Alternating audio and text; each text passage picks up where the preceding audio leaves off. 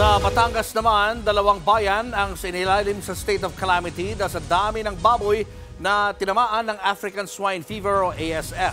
Nasa frontline ng balitang yan si JC Cosico. Mapa-jeep, kotse o motorsiklo, kanya-kanyang hinto sa checkpoint na yan para makapasok sa bayan ng Rosario, Batangas. Lalo na ang jeep at truck na yan na may kargang baboy. Bubugahan muna kasi ng disinfectant solution ang mga gulong ng sasakyan bilang hakbang ng lokal na pamahalaan ng Batangas sa pagsugpo sa kumakalat na sakit sa mga baboy na African Swine Fever o ASF. Isa ang bayan ng Rosario sa 8 bayan sa Batangas na nagpositibo sa ASF.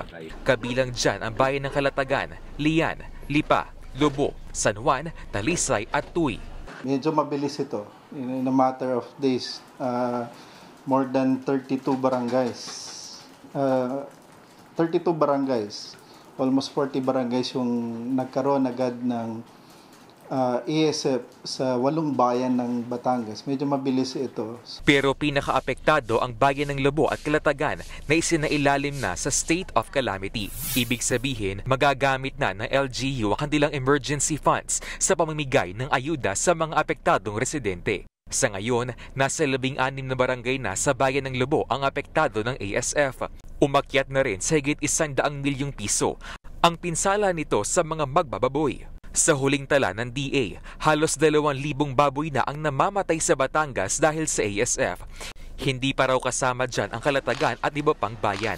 Ayon sa ahensya, kumalat ng ASF dahil sa pagbiyahe ng mga baboy mula sa maliliit na farm sa Batangas. Kaya para mabilis yung masugpo, nakatakdang magkaroon na emergency procurement ng 10,000 doses ng bakuna kontra ASF ang DA. Manggagaling daw yan sa Vietnam. Lalo na't 10% ng populasyon ng baboy sa Pilipinas ay galing Batangas. Batangas, as of to date, ay merong almost 1 million hog population. That's very important that we need to protect the remaining hogs. Bukod dyan, higit 200 barangay na sa buong bansa ang may positibo sa ASF. Sa kabila niyan, mariin namang nilinaw ng DA na hindi nakakahawa ang African Swine Fever sa tao. Kaya panawagan nila, hindi po siya dapat kinakatay at ibebenta at lulutuin.